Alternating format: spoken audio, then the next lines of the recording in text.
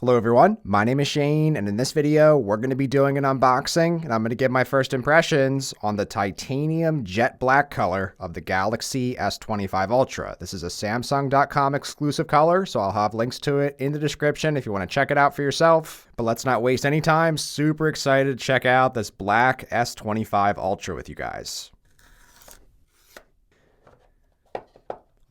We'll go ahead and skip the pamphlet and the Type-C cable and the SIM ejection tool. Let's go ahead and check out the star of the show here, the jet black S25 Ultra.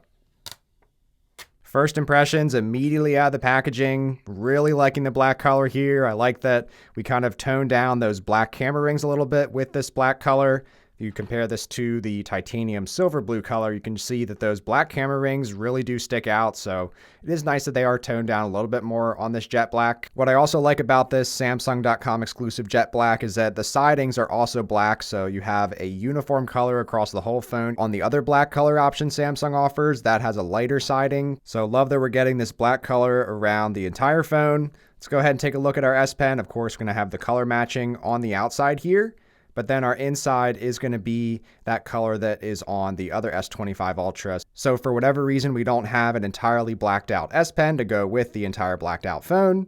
Looks like we still have some of our connectivity bands showing here on the sides of the phone. So those are not blacked out. You can see on the tops and all the sides, you have some of those connectivity bands. And overall, for me personally, I did not hesitate one bit when looking at all the 7 color options. I immediately chose this jet black for my personal choice of S25 Ultra. But now let's do some side-by-side comparisons with all the previous Ultras. Have quite a few of the black ones here to take a look at in comparison to this one. So of course, starting with the S24 Ultra from last year, I don't have the black version of that one. I have this titanium gray one here. But overall, I've been loving the physical refinements made to this S25 Ultra in my first week of usage. It has been a noticeable difference for me. The 15 grams of lighter weight, the rounded corners, just a slimmer feeling package, which I think is very important for this 6.9-inch phone. And as a result, I've been using this review unit of the S25 Ultra very heavily over the last week. Yesterday alone, I got nearly 11 hours of screen on time and 1 battery charge with this phone. So I've been using it a ton. I've been really enjoying it a ton.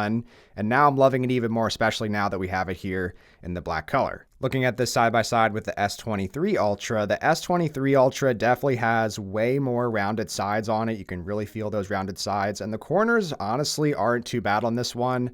I personally really like the S23 Ultra feel in the hand over the S24 Ultra, to my surprise. But there's definitely a very different feel between these two phones just because we now have for the first time the flat sidings on this S25 Ultra. These two phones side by side, we have a noticeable weight reduction on this S25 again, since the weights were pretty similar on the S24 and S25 devices, even though this one for the first time had the titanium sidings. This S23 just has the aluminum sides. We also had a bit more of a rounding out on the display of this S23, whereas completely flat display here on the S25 now. But overall, if you watched my short-term review video on this S25 after a week of use, I personally would not recommend upgrading from the S23 or S24 Ultra to this S25 just because both of these phones already have very good battery life, very good cameras, very good performance. This S23 was the first year that we got a big battery jump compared to the S22 Ultra, so now we can start taking a look at some of the black comparisons with this S22 Ultra. For whatever reason, Samsung has not been giving us a true full-on black like they did on a lot of their previous Ultra models. You can see here on the S22,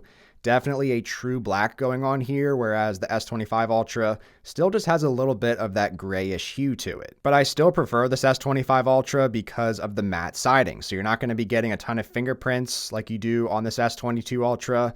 And for me personally, in my use cases, this S22 Ultra didn't get the greatest battery life, honestly. So that's why if you have an S22 Ultra or older, that's why I do recommend jumping up to this S25 Ultra because the battery life is so much better. You are getting some camera improvements. And now taking a look at the S21 Ultra next to my S25, you can see that the black, again, just used to be way more prominent on these Samsung phones. They are now opting for just this more grayer option, which to prove my point, on the Samsung Z Fold Special Edition that recently came out, this is the shadow black color. Again, you can see it's just more grayed out on a lot of these newer Samsung releases, but now that I have these side by side, I can say that this jet black on the S25 Ultra is a bit of a darker shade than this shadow black that we just got on this Z Fold Special Edition. But I personally do miss this true black that Samsung used to put on their phones. I'm not sure if it has to do with fingerprints or the materials. But this S21 Ultra was my favorite looking and feeling Ultra until up to the S25 now because of just some of these physical refinements. It's lighter weight. I am loving the return to the rounded corners. This S21 Ultra still does feel way more ergonomic in the hand with a much more rounded finish all around the phone compared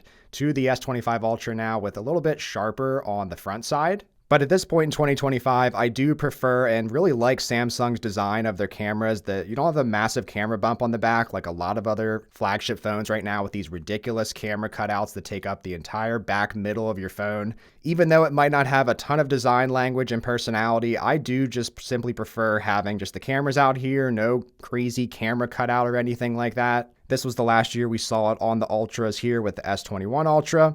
And then the OG, the original, the S20 Ultra. Man, when this phone came out, I was so hyped about it. I loved that we were just getting a massive screen phone on this. It was pretty bulky and hefty feeling at the time. And this camera bump, honestly, by today's standards, is really not all that bad compared to a lot of other options on the market right now. But when this phone came out, this was a ridiculous camera square. This phone was ridiculously sized.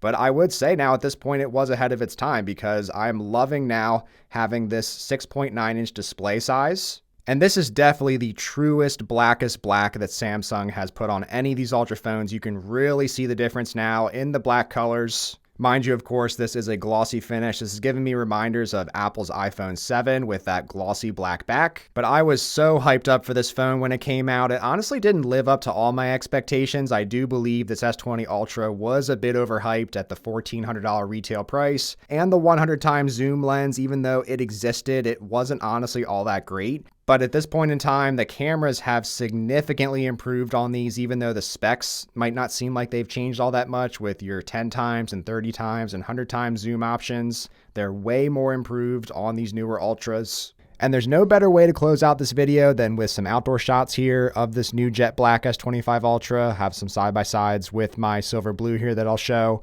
But overall, first impressions, really liking this jet black color a lot. I have no regrets at all going with this. Like I said before, I immediately purchased this one when seeing all the 7 color options. I am liking it a lot more than the silver blue that I got as my review unit from Samsung because it's just more so gray, even though it does show up in blue sometimes if you put it in the right lighting at the right moment. But this jet black just looks super clean all around, maybe aside from those connectivity bands not also being blacked out, but aside from that, just a really nice, clean looking phone. But I'll be curious to hear your thoughts on this color in the comments below and anything about the S25 Ultra. I'll try to answer any questions you may have. And be sure to check out the first link in the description to Samsung's latest deals.